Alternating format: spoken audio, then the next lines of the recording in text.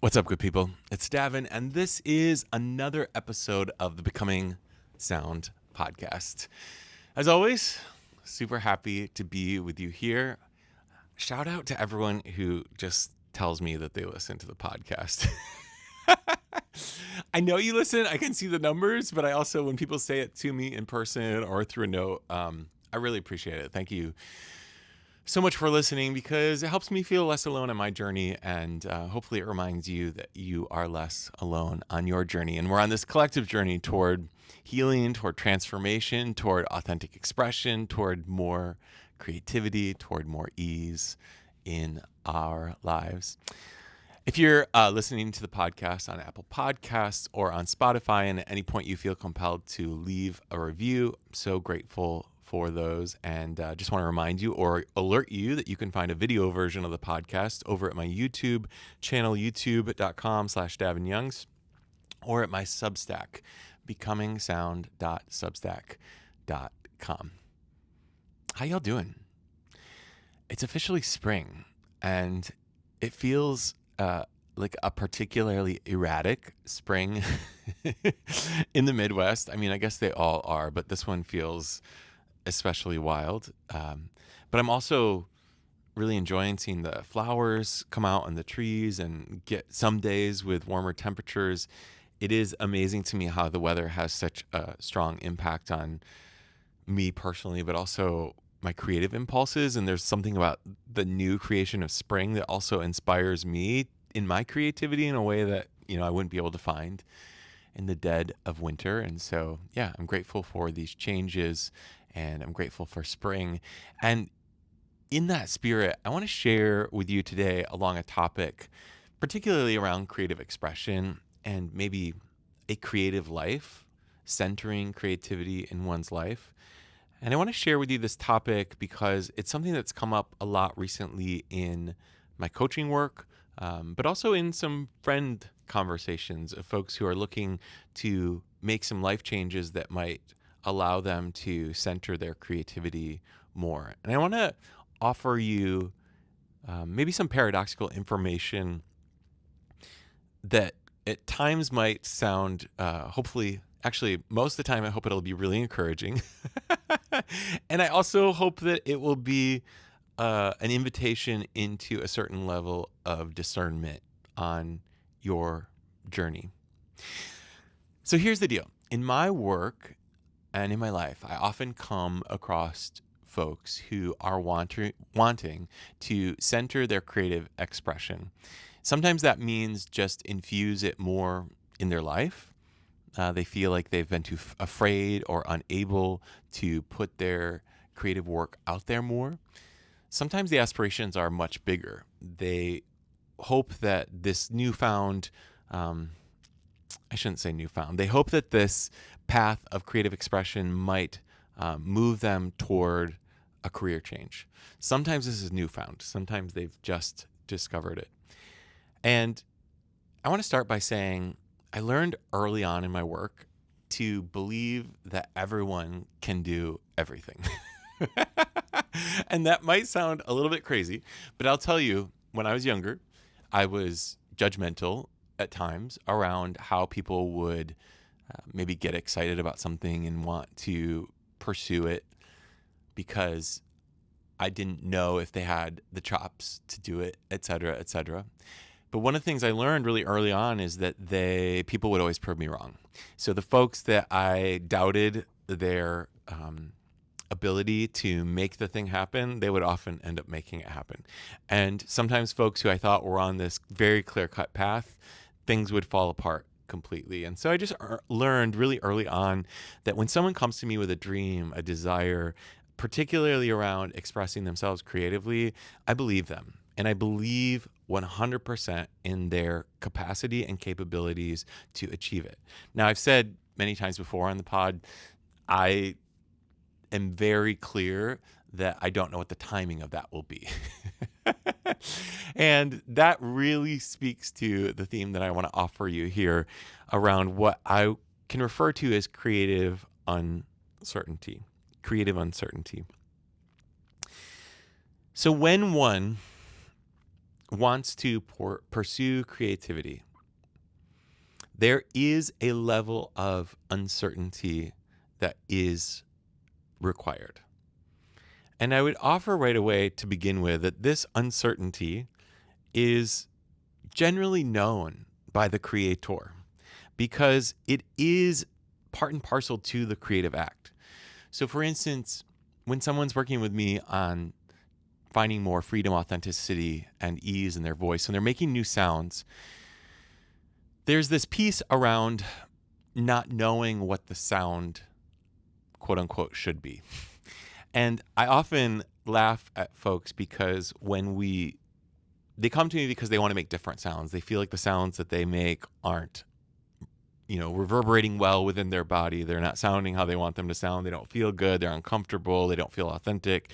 And when we do make new sounds, most of us meet those new sounds with skepticism because they're weird. They're different. They're strange. We haven't made them before. And that's the human experience, to meet that with a sort of, I don't know, often a cringe factor.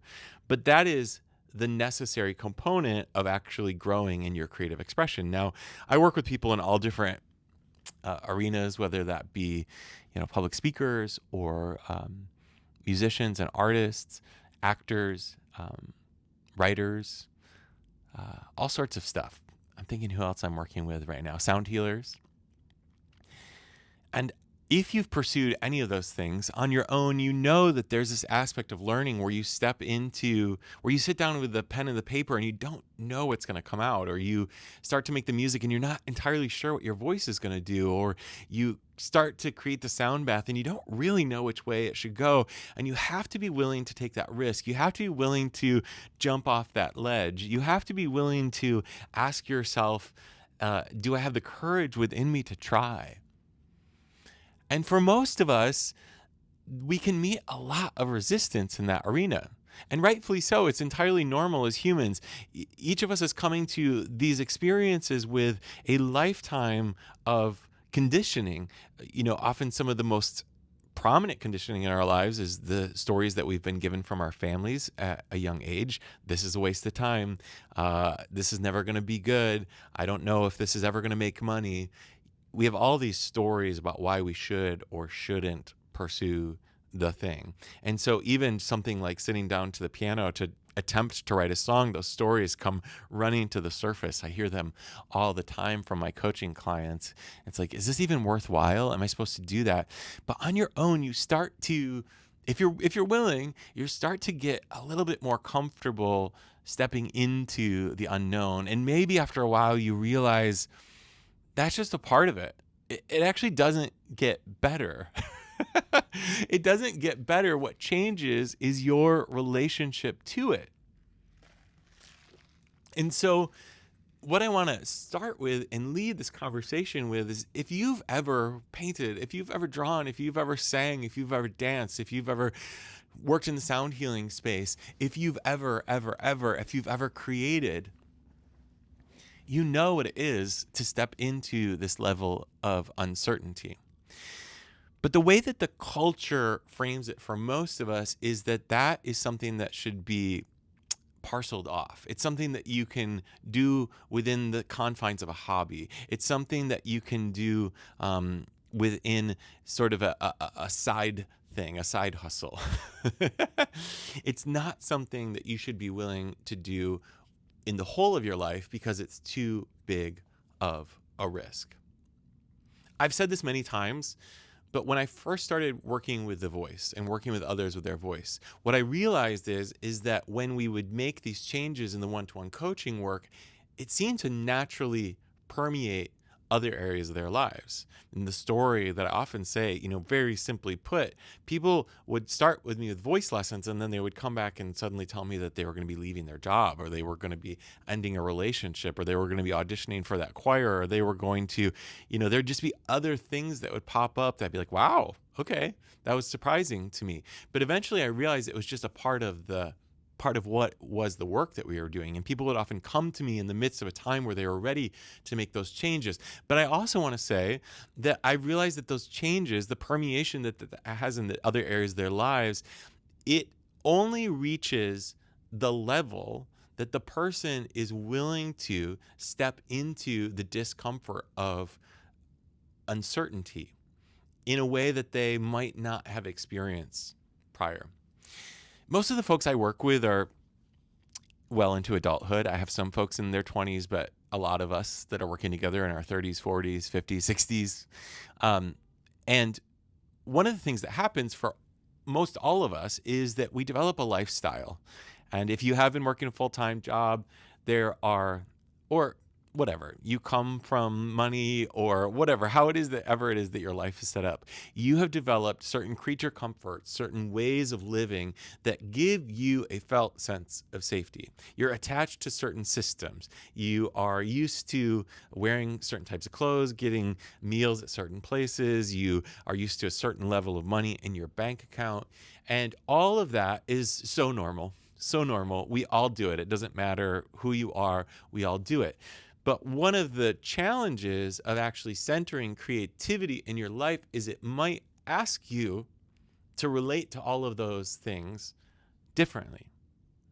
And that's where I've seen that a lot of folks, myself included, bump up against a growing edge. They bump up against the ego in a way. And the ego is this construct of who we are and what we need and what we're supposed to be and what's smart and what's rational and what's safe. But the connection that I want to draw for you here is if you've ever participated in creativity, I'm using that word and it's such a big word, but you know what I'm saying. If you've played with creative expression, you actually know what it is to step into the unknown. You know what it is to get comfortable with uncertainty. Shout out to the Pema Chodron Buddhist meditation teacher book, Comfortable with Uncertainty. Highly recommend it. Refer to it all the time. But you know what it is to step into the unknown. But my question is for you, if you have aspirations, if you have bigger dreams, what areas of your life have you not been willing to test that out in? Now, before I lead further into that, I want to make one thing abundantly clear. I don't think that everyone needs to quit their job. I don't think that everyone needs to be a full-time creative entrepreneur. I don't think that everyone needs to leave their relationship. I don't think that you need to burn the house down necessarily. In fact, if you are in the midst of a new discovery, I would even argue that you probably shouldn't. You really need to marinate in what it is that you're doing. You need to know it intimately so as to understand how it is that you want to relate to it holistically moving forward. But if you are someone that desires that change, if you have a vision for yourself, if you have a dream that you have gotten real and honest with yourself and it's one that you're interested in really pursuing, what I want to offer you is that you should. I would even go as so far as to say you have to, or something within inside of you seems to die. But further, I want you to know that it's going to be confusing. It's going to be uncertain. And it's going to at times be really uncomfortable and maybe even painful. And that's okay. It's actually awesome. It's actually a hallmark of new creation. It's actually an essential part of what it means to step into uncertainty as to embrace the whole. You know, the easiest analogy to draw here, and I, of course, don't know this experience firsthand, but from what I understand, is childbirth is incredibly painful. Incredibly painful. I think many people who have given birth to children would say it is amongst the most painful experiences of their life. And yet, they always reflect that it was so worth it because it wasn't just painful. It was coupled with joy. It was coupled with happiness. It was coupled with laughter. It was coupled with surprise. And so this is a hallmark of every new creation that we put into the world. And we don't know how it's going to go. We never do. There's sort of a paradoxical truth here, too, in that the only reason we pursue something like that is because we do have a creative vision. We can see clearly what we want the outcome to be, what we desire. We can know so in the deepest parts of our being what we want. But I would offer that in order to conspire with the universe, you should think of that dream. You should think of that idea. You should think of that vision as the energy that propels you forward into the unknown. The dream, the vision, that is the fuel in your tank that will help your jet plane fly. And you should cling. You should really think about the outcome. You should consider the outcome. And as much as you do that, you must let it go. One of the ways in which I see this play out for so many people, and I'm going to speak very practically for a moment. Actually, before I do, let me say this. Let me speak by leading with something that's quite candid. One of the most difficult parts of my lifestyle for me, a lifestyle I wouldn't give up for a second, a lifestyle that took me a long time to get to, but that I'm very proud of and grateful for. Just last night I was at this workshop, and it was for Chicago circle singing. And this person came up to me afterward and they said, "What do you do when you're not doing this?" And I always kind of laugh because I think to myself, well, I'm kind of always doing this. It's not exactly this. I do a lot of different things, but I realize how unusual that is. And I'm so grateful. I'm so grateful. But candidly, the most difficult aspect of my life for me is financial uncertainty. Now, I am secure in so many ways, shapes, and forms. And I am beyond grateful and honored and privileged for the ways in which I make money doing the creative work that I do. It still sort of baffles me. And I also really wish I made a lot more money. I wish that I didn't have to pursue so much. I wish that more opportunities sort of flowed toward me. I wish that there were fewer ebbs and more flows. And I got to tell you, sometimes during the ebbs, I kind of lose my mind. Like, it gets a little crazy up in here. But what I will tell you is it's a lot better than it used to be. It used to be panic. It used to be shut the whole thing down. It used to be, I guess I'm going to drive Uber. Not that there's anything wrong with that, but it would be a very different path for me. But what I've recognized is that for me, that is the area of uncertainty that I've been gifted from my family, if I'm honest. And it's always the leading edge for me in terms of growth. And I've gotten a lot better at handling it and navigating it when it comes to how I deal with myself in the midst of those times, because it's the equivalent of sitting down at the piano to write a song and not knowing what the notes should be. I can really see that correlation with the two. But what I see so often with, especially like coaching clients or friends, is we set up these lifestyles for ourselves. We make X amount of dollars, and we believe that in order to step into the next thing, we'd have to meet that or exceed that. And that might be true. But I don't think it sets us up for the type of relationship with creative expression that we need in order to really feel fulfilled in this arena. I will tell you, all the way back in 2014, when I was working full-time and I was building my voice coaching business on the side, I did have a goal for myself, and I hustled my ass off. And I will say, at this time in my life, I wasn't making that much money, if I'm honest. But I told myself that I wanted to be making as much money outside of work as I was making in work in order to take the leap, to take that step. And I did do that. It felt wise to me. The other thing I did is I didn't leave my job until I had paid off my student loans and any sort of credit card debt that I have. So I handled it, I think, maturely in that regard. And I don't regret that for a second. I think that was incredibly wise, especially for 28-year-old at the time. I'm really proud of myself in that regard. That being said, I've shared this before. if I look back at my aspirations were to maintain my financial security that I had through my full-time job.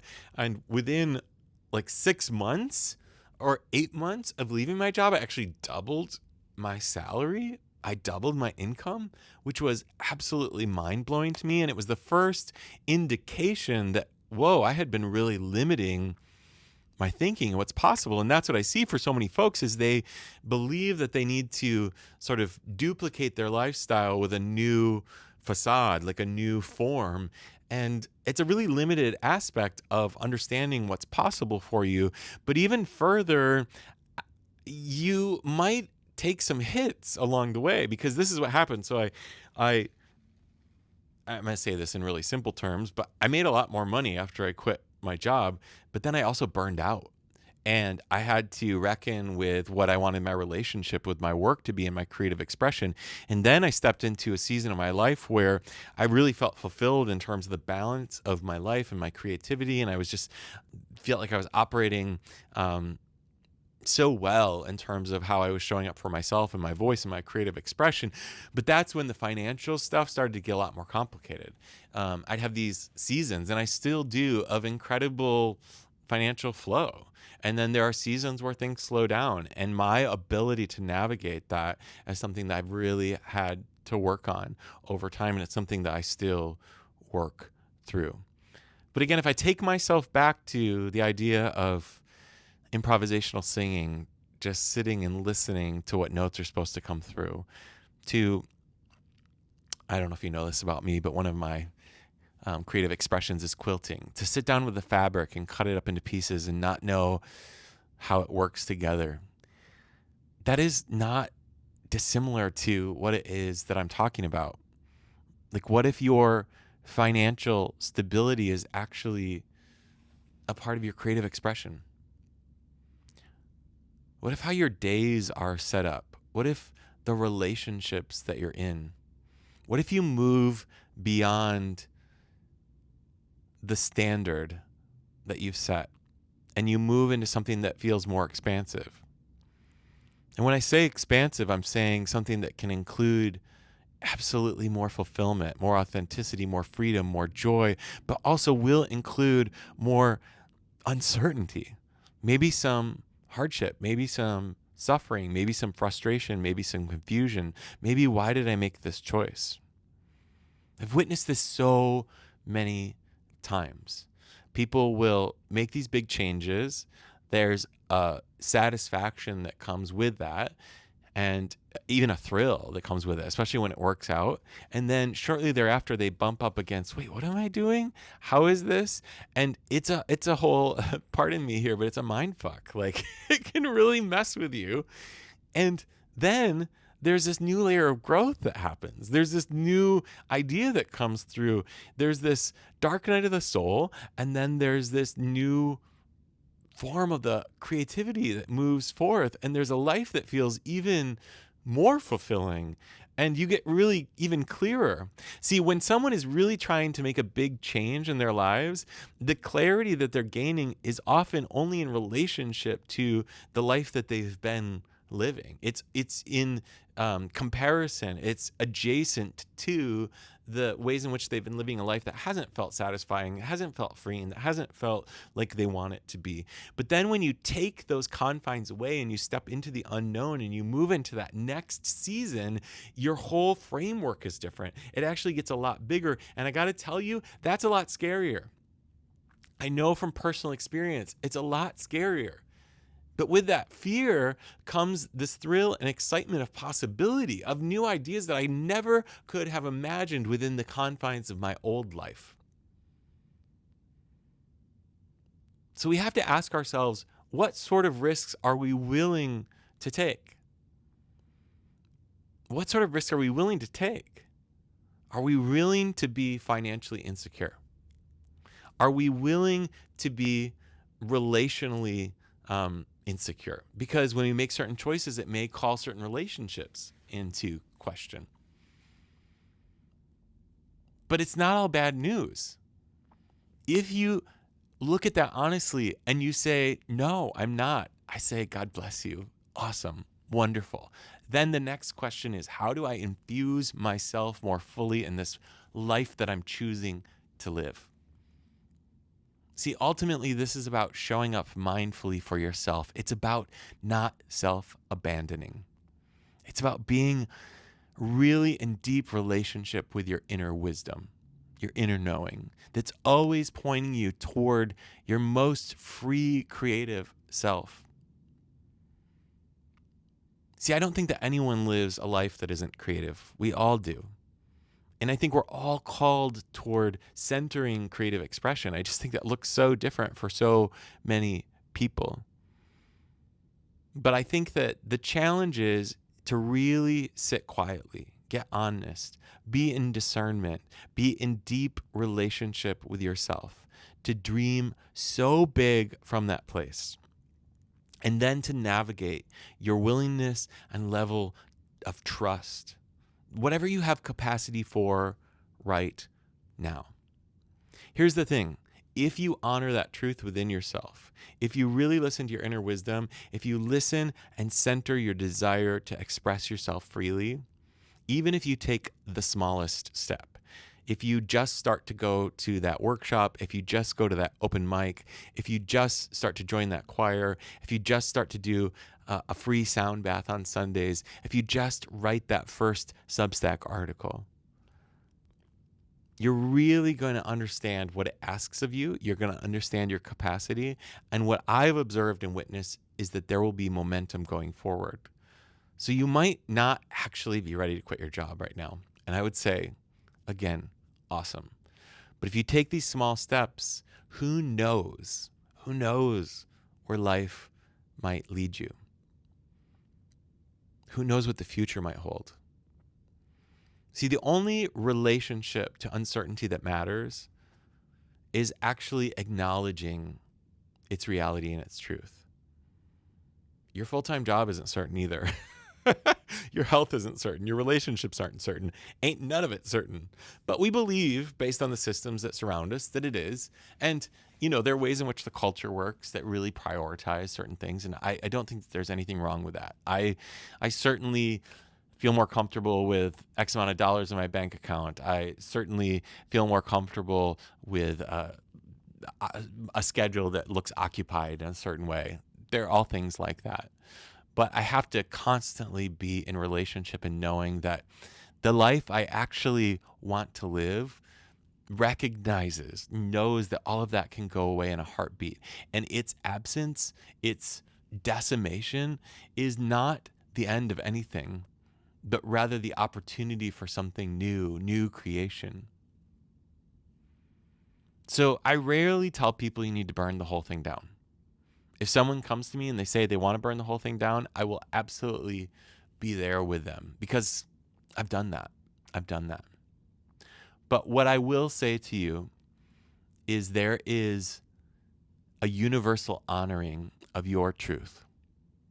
And when you become intimate and you become in deep relationship with it and you actually pursue it, when you commit to yourself to center you and your creative expression, you will be honored by the universe in ways that you can't imagine. My life is such a surprise. I still have to laugh. It's very weird. I mean, how did this happen? And yet, I'm not done. Like, I have so much aspiration within me, so many more ideas. I have so many frustrations.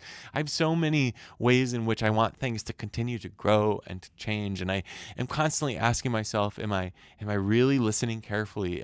Do I need to pivot? Do I need to lean harder in this direction? It's always in conversation with myself.